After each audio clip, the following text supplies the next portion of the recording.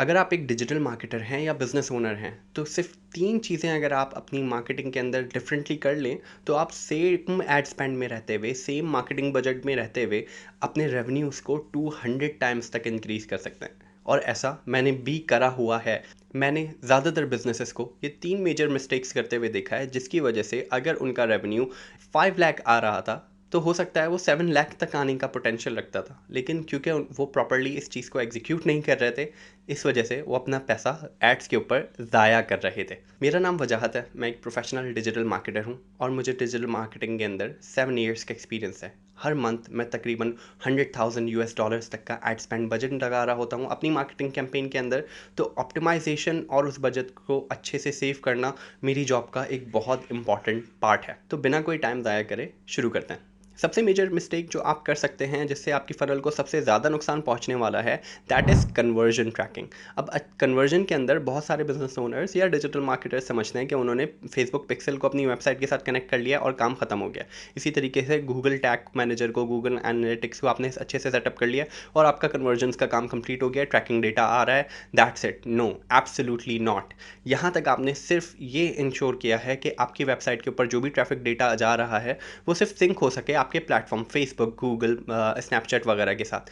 अब सबके tags install करने के बाद कन्वर्जन स्टेप्स सेटअप करना इंतहाई ज़रूरी है। आपने कन्वर्जन को एट्रीब्यूट करना है कि कौन सी कन्वर्जन आपके लिए कितनी ज़्यादा वैल्यूएबल है और उसकी क्या वैल्यू है।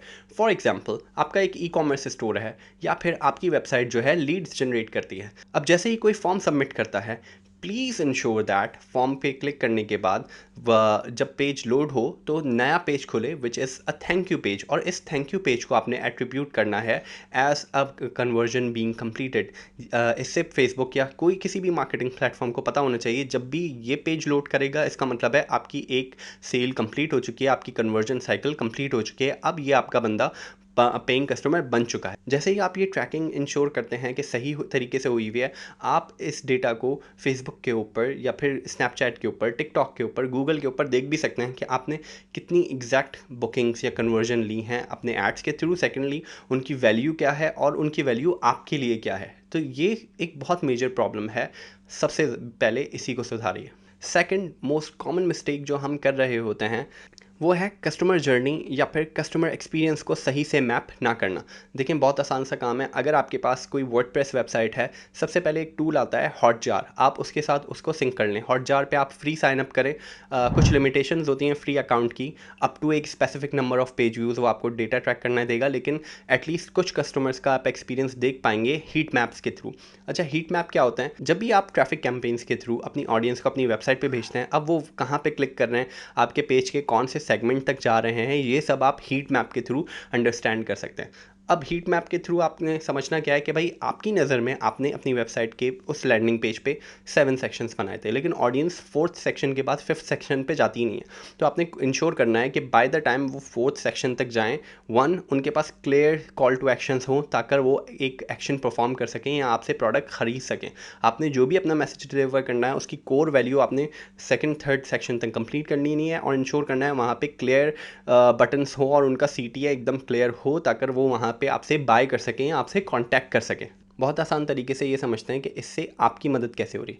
अब आप समझें कि आप अपनी वेबसाइट के ऊपर 100 लोगों को भेजते हैं और हर 100 में से 3 लोग आपसे कुछ ना कुछ ख़रीद लेते हैं। इसका मतलब है आपका कन्वर्जन रेट जो है वेबसाइट पे है, दैट इज़ 3%। अगर आप सिंपली अपनी वेबसाइट के अंदर कुछ मेजर चेंजेस ऐसे कर लें जिसके थ्रू आप 100 में से 3 की जगह आप 6 लोगों को कन्वर्ट करा सकें, तो आपका conversion ratio more than 100% increase हो गया है और अब आपका कन्वर्जन रेशो 6% बन गया है। इससे होगा क्या कि अगर पहले हर 100 में से 3 बंदों पे आप 1 लाख रुपीज़ बना रहे थे, तो अब आपका रेवेन्यू डायरेक्टली 2 लाख रुपीज़ हो जाएगा सेम एड्स के ऊपर रहते हुए।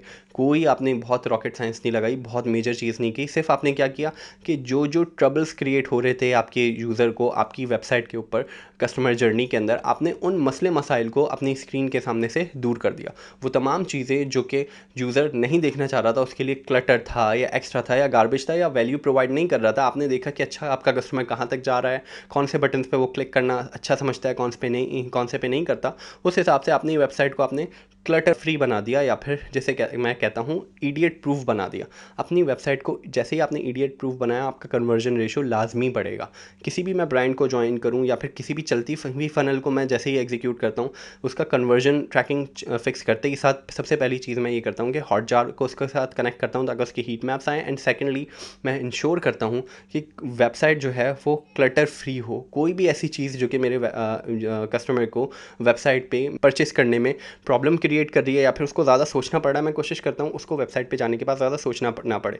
विद इन 3 क्लिक्स वो अपने डिज़ायर्ड एक्शन को परफॉर्म कर सके कि वेबसाइट के ऊपर कोई बहुत ज़्यादा कलरफुल चीज़ें ना हो, बहुत ज़्यादा बटन्स ना हो, बहुत ज़्यादा चीज़ें डिटेल ना हो, सिंपल फॉर्मेट के अंदर वो अपने टारगेट एक्शन को परफॉर्म कर लें। जितना ज़्यादा उसके लिए चीज़ें आसान होंगी, उतना ज़्यादा पैसा मेरे लिए मेरा बिजनेस कमा के दे। थर्ड मोस्ट कॉमन प्रॉब्लम जो हम फेस करते हैं, that is creative fatigue. Creative fatigue के अंदर क्या होता है कि आप जब सेम ऐड सेम लोगों को बहुत ज़्यादा दफ़ा दिखाना शुरू कर देते हैं, इसे कहते हैं क्रिएटिव फटीग। इससे होता क्या है कि अगर एक बंदे को आप एक ऐड दिन में 4 दफ़ा दिखाना शुरू करेंगे, अब वो उस ऐड के साथ इरिटेट होना हो जाएगा। हर 1000 लोगों की ऑडियंस के लिए अगर आप एक ऐड 3 दफ़ा दिखा रहे हैं, यानी आपकी ऐड फ्रीक्वेंसी बन गई 3। अब उसका सीपीएम भी इंक्रीज़ होगा, यानी हर 1000 लोगों को ऐड दिखाने के जो पैसे हैं वो आपसे फेसबुक ज़्यादा चार्ज करेगा। अगर पहले आपका सीपीएम $10 था, तो क्रिएटिव फटीग की वजह से सेम ऑडियंस को वो ऐड दिखाने में आपका सीपीएम 15, 17, $20 तक भी जा सकता है, जिसकी वजह से क्लिक थ्रू रेट भी ड्रॉप होगा। यानी अगर आप सेम ऐड बार बार दिखा रहे हैं, लोग आपके ऐड पे इतना क्लिक करना नहीं चाहेंगे। वो कोशिश करेंगे, अगर भाई एक ऐड आपकी ऑडियंस के साथ कम्युनिकेट नहीं कर रहा, कोशिश करें उनको दूसरा ऐसा ऐड दिखाएं जो कि उनको प्रॉपर्ली कम्युनिकेट कर सके आपका मैसेज। अगर आपकी कैंपेन क्रिएटिव फटीग में पड़ गई है, उसको चेक करने का बहुत आसान सा तरीका है। आपने अपने एड्स मैनेजर के अंदर जाना है, डिटेल्स के अंदर ऐसे जाना है, और यहाँ पे एक कॉलम होगा फ्रीक्वेंसी आप चेक करें। फ्रीक्वेंसी जब तक 1 या फिर 1.5 तक है, बहुत अच्छी है। जैसे ही फ्रीक्वेंसी 2 या 2 को क्रॉस करती है, इसका मतलब है आपकी कैंपेन जो है वो क्रिएटिव फटीग में जा रही है या जा चुकी है, जिसकी वजह से आप नोटिस करेंगे कि click through rate CTR drop हो रहा है और CPM इंक्रीज हो रहा है। ये 2 चीज़ें हैं जिससे आप पता लगा सकते हैं आपकी कैंपेन कब क्रिएटिव फटीग का शिकार हो रही है।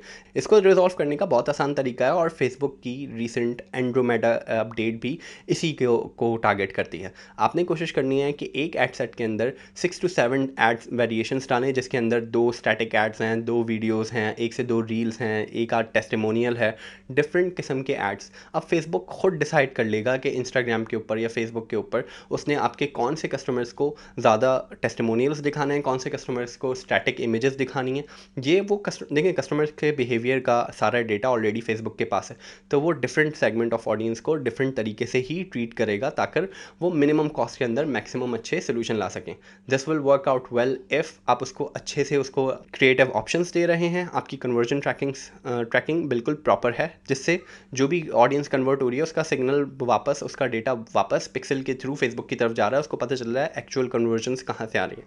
इससे बहुत मेजर इम्पैक्ट आएगा। इन 3 प्रॉब्लम्स को अगर आप सॉल्व कर लेते हैं, तो आई कैन इंश्योर यू, आप सेम बजट में रहते हुए without increasing your add cost आप ज़्यादा रेवेन्यू जनरेट कर सकते हैं। इनको ट्राई ज़रूर करिएगा, and if it turns out well, do let me know in comments below. अपना बहुत ख्याल रखिए।